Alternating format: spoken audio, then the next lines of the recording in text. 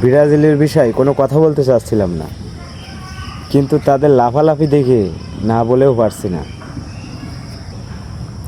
আবার ওরা নিজেরাই বলে ওরা নাকি কাপ দেখে দল করে না, আবার তারা লেভেল দেখায়, কয় লেভেলে আয়। আবার কি তারা বলে যে আমার বাপ দাদার আছে তাই আমরা বড়াই করি। আরে ভাই, তোর বাপ দাদার আছে, তোর কি আছে? বাপ দাদার নাম বেশি আর কতদিন? বর্তমানে আয়। কেউ যদি জিজ্ঞাসা করে যে পরিচয় কি, বাপ দাদার পরিচয় দেবে, এটা স্বাভাবিক। তো যদি বলে তোমারে বলে যে তুমি কি করো, তাহলে তুমি বললো যে বাপের মূলা ধরে চলি, নাম বেঁচে চলি।